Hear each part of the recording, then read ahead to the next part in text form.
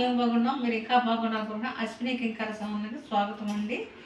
ఇలా ఒక స్వీట్ చేస్తున్నాను. అదేంటంటే మనకు ఎంతో ఇష్టమైన గోధుమ హల్వా చేస్తున్నాను. అది ఎలా చేస్తానో నేను చూపిస్తాను.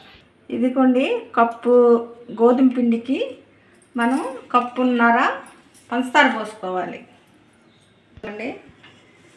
కప్పు గోధుమ పిండి తీసుకున్నాం కదా, ఇప్పుడు కప్పు బాము పంచదార తీసుకోవాలండి. అండి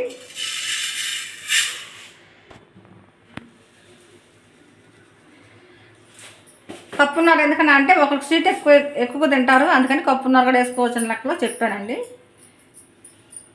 ఇప్పుడు మనం వాటర్ 2 కప్పులున్నర వాటర్ పోసుకోవాలి.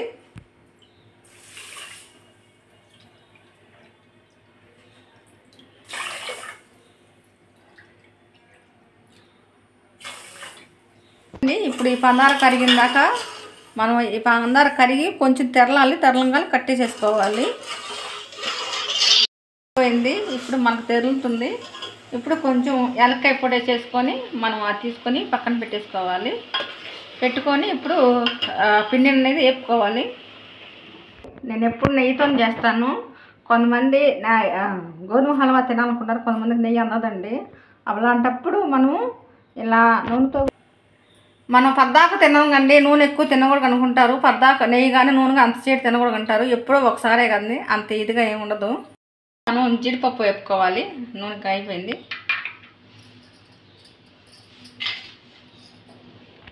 కిస్మిస్లు కూడా వేసేసుకున్నాం.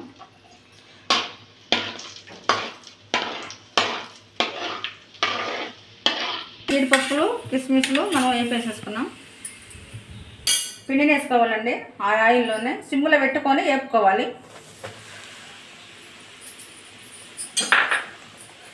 కొంచెం టైం పట్టిద్దండి ఏగుతానికి. ఇది ఎంత ఏగిద్దే, అంత ఎరడాలు వచ్చి ఏగితే హల్వా అంత టేస్ట్గా బాగా వచ్చింది. పిండిని మట్టికి ఉండలు కట్టకుండా వేపుకుంటానే ఉండాలండి. ఇలా తిప్పుకుంటా మనకి ఎరడాలకు వచ్చినప్పుడు మనం కట్టేసుకోవాలి. ఎందుకంటే కేసర్ కానీ గోధుమ హల్వా కానీ, కేసరికి అయితే రవ్వ ఎంత ఏగితే అంత టేస్ట్గా వస్తుంది. హల్వాకి పిండి ఎంత ఏగితే అంత టేస్ట్గా వచ్చింది. నెయ్యితోనే చేస్తానండి, చెప్తున్నాగా. ఒకసారి ఇట్టాగా నూనెతో ట్రై చేసి చూశాను, బాగానే వచ్చింది. అదే కొంతమంది నెయ్యి దొరకడంలో చేసుకుంటారు కదని చూపిస్తున్నాను. మనం సిమ్లో పెట్టుకొని వేపుకుంటే కనీసం 1/2 గంట పట్టిద్దండి. కానీ అలా సిమ్లో పెట్టుకొని వేపుకోవాలి, అప్పుడు బాగా వేగిద్ది కదా. ఈ కలర్గా ఉన్నప్పుడు మనం కొంచెం పాకం పోసుకుంటూ ఉండాలి. కొంచెం పోసుకోవాలి. పోసుకొని తిప్పుకుంటూ ఉండాలి. గడ్డలు కట్టుకోకుండా చూసుకుంటూ ఉండాలి.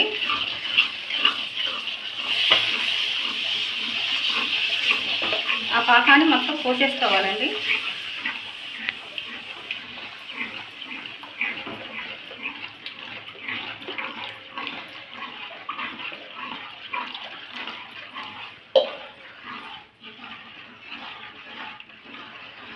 ఇలా గట్టిగా మ్యాష్ చేసుకుంటా తిప్పుకుంటూ ఉండాలి.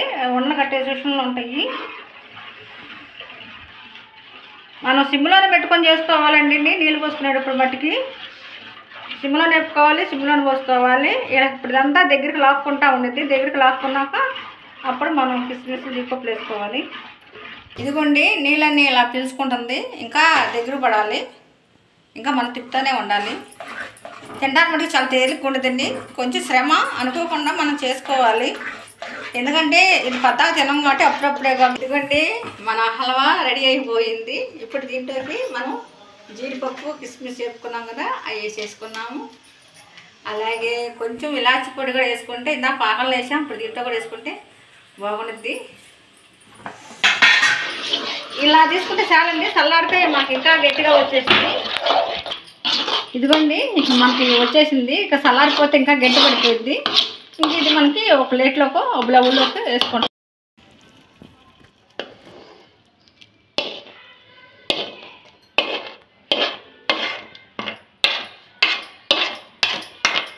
చూడడానికి ఏమి అందుకోలేదు. మనం అంతా క్వాలిటీ ఆహారం వేసుకున్నాం కాబట్టి, చాలా అన్ని కట్టుకున్నాం కాబట్టి బాగా వచ్చింది. చూడండి, ఎమ్మి గోధుమ హల్వా మనకి హిమ్నీళ్ళు అమ్ముతారు చూసారా, అలా కొందని చూస్తుంటే